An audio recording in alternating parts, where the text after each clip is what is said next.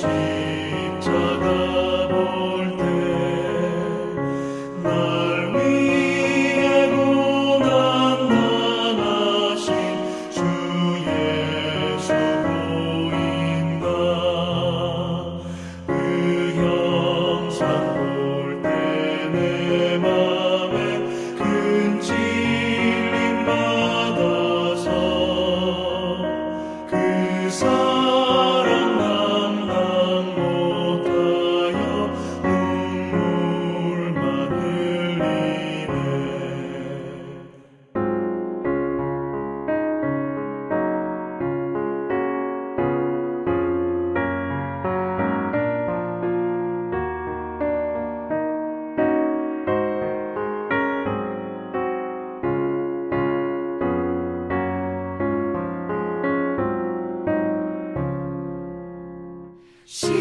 십자가 그늘에서 나 길이 살겠네.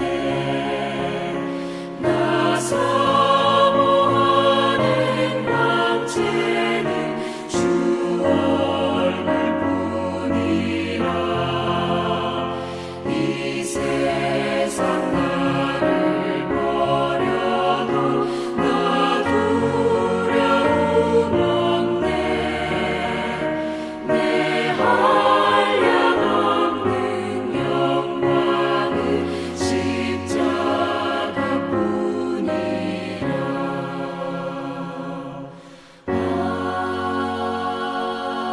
아멘.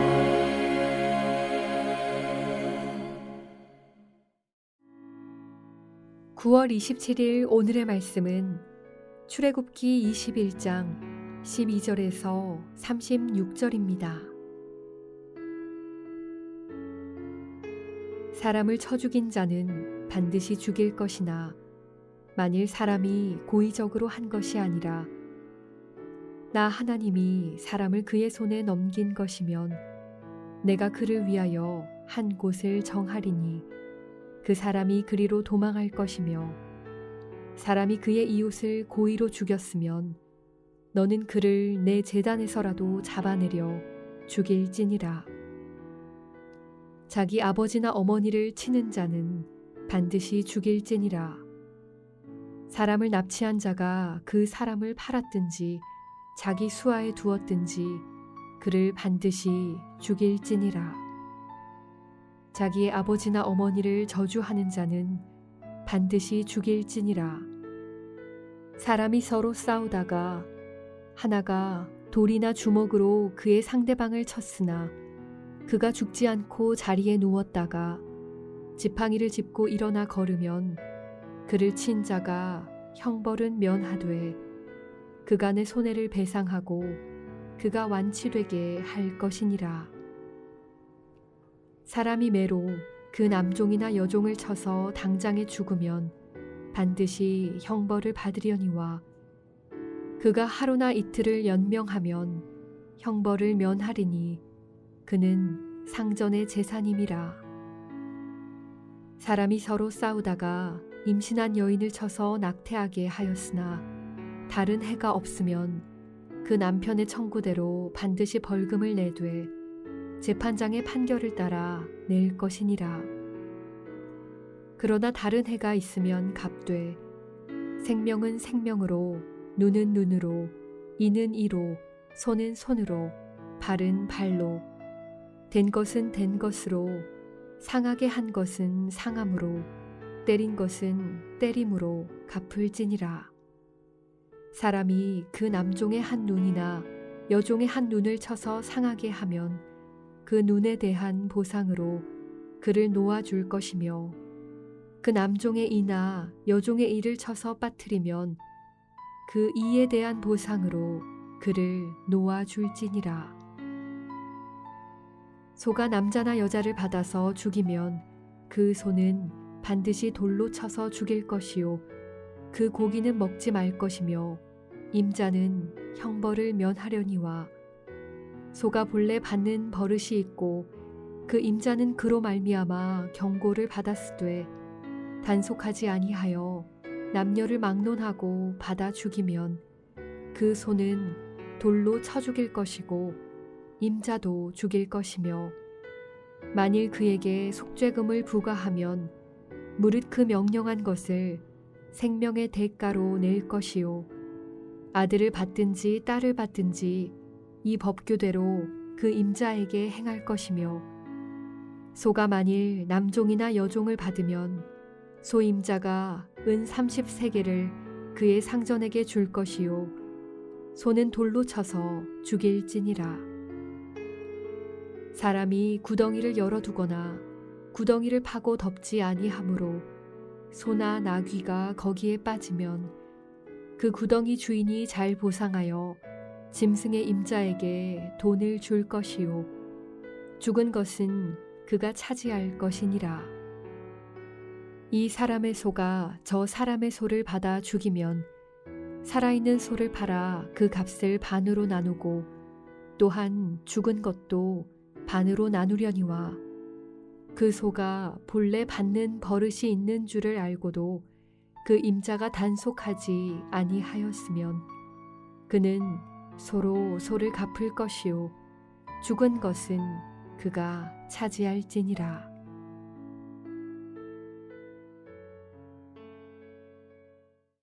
(9월 27일) 월요일 주님의 말씀 앞에 나오신 여러분들을 진심으로 환영하고 축복합니다. 여러분, 평생 하나님이 우리에게 주신 십계명의 정신, 그 정신을 따라 이웃을 내 몸처럼 사랑하는 그러한 삶을 살아가시는 여러분 되시기를 주님의 이름으로 축복합니다. 오늘 우리가 읽은 본문 출애굽기 21장의 말씀은 하나님께서 이스라엘 백성들에게 십계명을 주신 이후에 그것을 구체적으로 어떻게 실행해야 할지를 가르쳐 주시는 그런 구체적인 법률에 관한 부분입니다. 우리가 흔히 율법이라고 이야기를 합니다. 그 중에서도 특별히 다른 사람들과의 관계, 서로 간에 상해를 입혔을 때 어떻게 그 문제를 해결할 것인가, 그 부분을 다루는 내용이 오늘 우리가 읽은 내용입니다. 여러분, 다양한 많은 법조항들을 읽을 때 참 쉽지 않죠?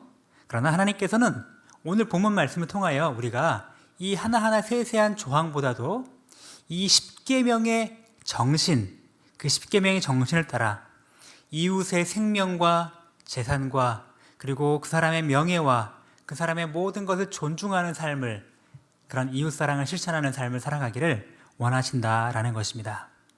자, 오늘 본문이 어떤 메시지를 주시는지 한번 좀 더 살펴보도록 하겠습니다.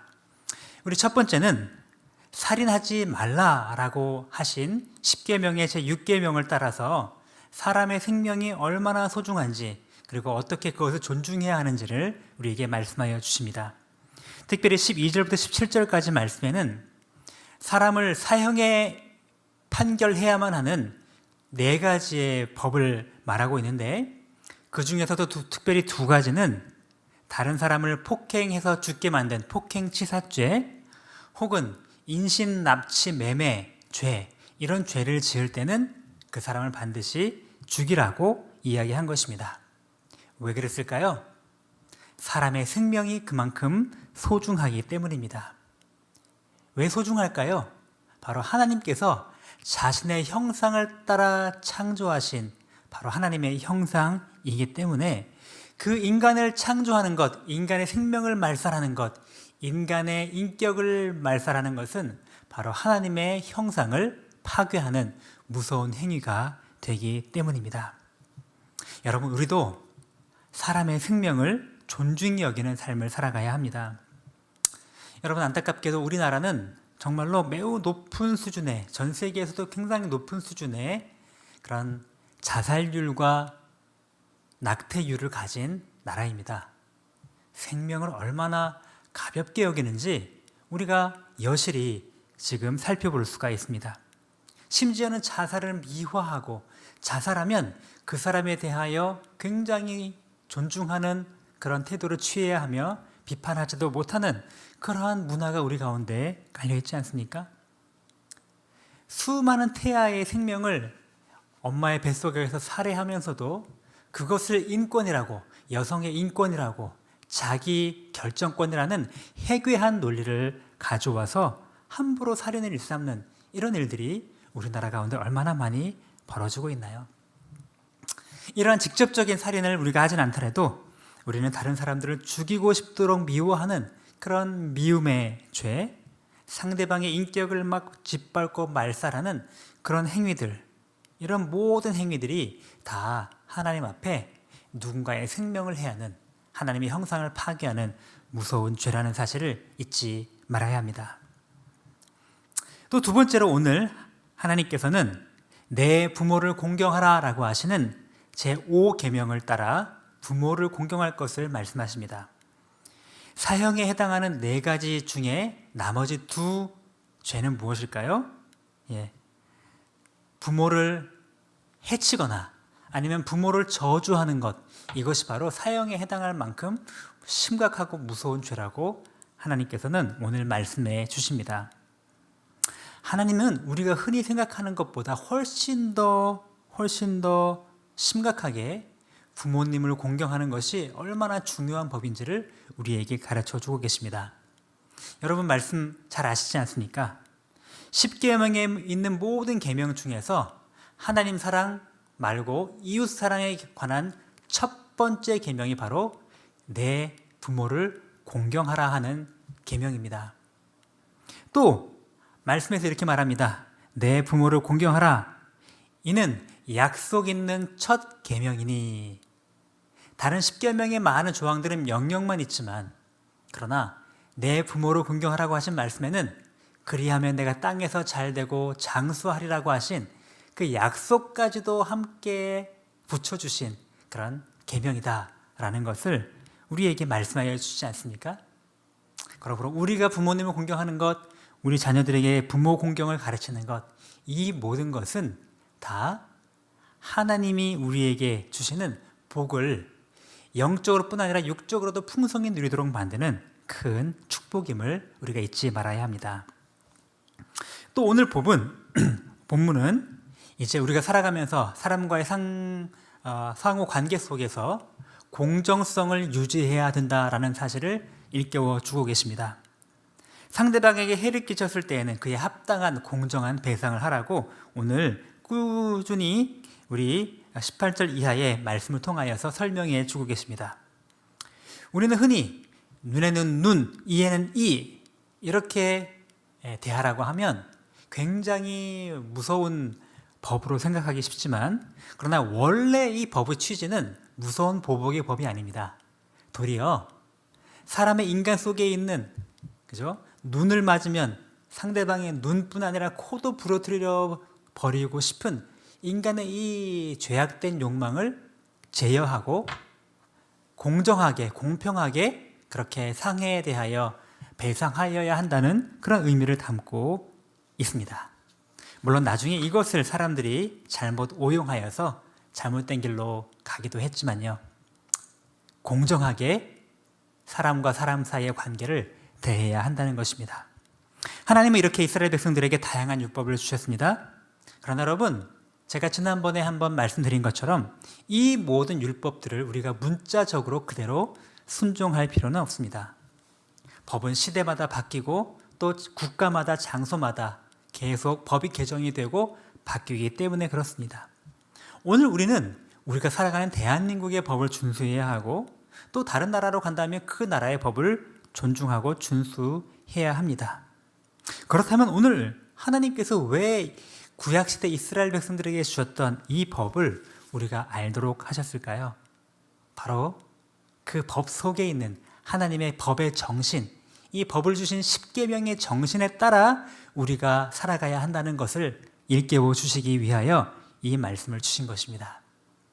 이 모든 율법 위에 있는 헌법과 같은 명령이 10계명이요, 그 10계명보다도 더 위에 있는 상위의 법이 바로 예수께서 가르쳐 주신 내 이웃을 내 몸과 같이 사랑하라고 하신 하나님 사랑과 이웃 사랑의 법의 원리라는 것, 우리는 그 법의 원리와 취지와 정신을 준수해야 한다는 것을 잊지 말아야 할 것입니다.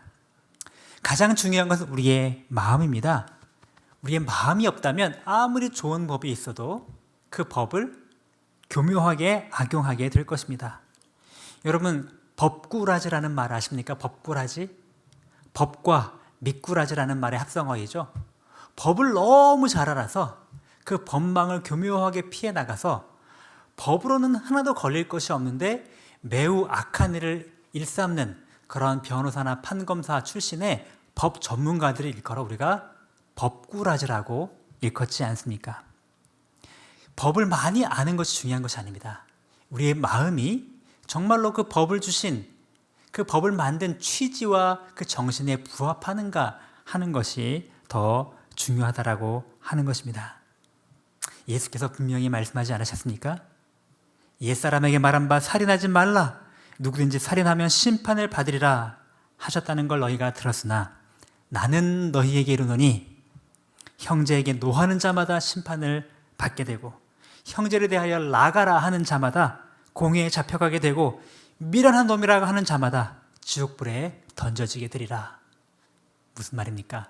가장 중요한 것은 이 법의 조항이 아니라 예수께서 가르쳐 주신 우리 마음의 중심으로 하나님이 주신 십계명의 정신을 따라 살아가는 것, 그것이 가장 중요하다라고 하는 것입니다.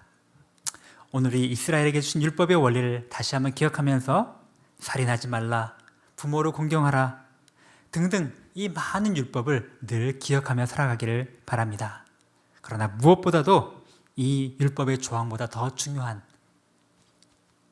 진심 어린 법, 십계명 정신, 그 마음을 다하여 순종하는 하나님의 백성 되시기를 주님의 이름으로 축복합니다. 오늘의 암고는 이것입니다. 십계명의 정신에 따라 내 이웃을 내 몸같이, 십계명의 정신을 따라 내 이웃을 내 몸같이, 그렇게 살아가시는 여러분 되시길 주의 이름으로 축복합니다. 함께 기도하겠습니다. 사랑의 주님, 감사합니다. 주님께서는 우리들을 사랑하셔서 우리가 순종해야 될 하나님의 법을 말씀해 주셨습니다. 우리는 하나님 나라의 시민으로서 하나님 나라의 법을 따라 살아가야 되는 그런 사람임을 늘 잊지 않게 하시고 하나님의 법을 가까이 하고 그 법의 말씀에 늘 순종하는 사람 될 수 있도록 인도하여 주옵소서. 십계명의 정신을 우리가 잊지 않게 하여 주옵소서. 하나님을 사랑하고 내 이웃은 내 몸과 같이 사랑하는 그 마음, 그 정신을 잃어버리지 않도록 하여 주시옵소서. 생명을 소중히 여기고 부모님을 더욱 사랑하며 우리 주변에 있는 많은 사람들을 더욱더 적극적으로 사랑할 줄 아는 그러한 사람 될 수 있도록 인도하여 주옵소서. 말씀은 많이 알고 법은 잘 알지만 교묘하게 나의 욕심을 위하여 그것들을 이용해 먹는 그런 바리새인과 같은 삶을 살아가지 않도록 은혜를 베풀어 주시옵소서. 주님, 코로나가 정말 너무나 많이 심해졌습니다. 우리 주변까지 지금 턱 밑까지 쫓아온 것 같습니다. 주님, 우리 교회 공동체를 코로나로부터 안전하게 지켜주시기를 원하고 무엇보다도 또 우리 자녀들, 우리 모든 성도들 죄의 유혹으로부터도 지켜주시고 더 거룩하고 더 존귀한 주님의 자녀로 살아가도록 인도하여 주옵소서. 고통 속에 있는 많은 사람들, 경제적으로나 육체적인 어려움 속에 있는 우리 하늘 가족들 주께서 긍휼을 베풀어 주시기 원하고 하나님의 은혜로 온전히 회복되어지며 이겨낼 수 있는 힘을 허락하여 주옵소서. 감사드리며 예수님의 이름으로 기도드립니다. 아멘. 하늘에 계신 우리 아버지여, 이름이 거룩히 여김을 받으시오며 나라가 임하시오며 뜻이 하늘에서 이룬 것 같이 땅에서 이루어지이다. 오늘 우리에게 일용할 양식을 주시옵고 우리가 우리에게 죄 지은 자를 사하여 준 것 같이 우리 죄를 사하여 주시옵고 우리를 시험에 들게 하지 마시옵고 다만 악에서 구하시옵소서. 나라와 권세와 영광이 아버지께 영원히 있사옵나이다. 아멘.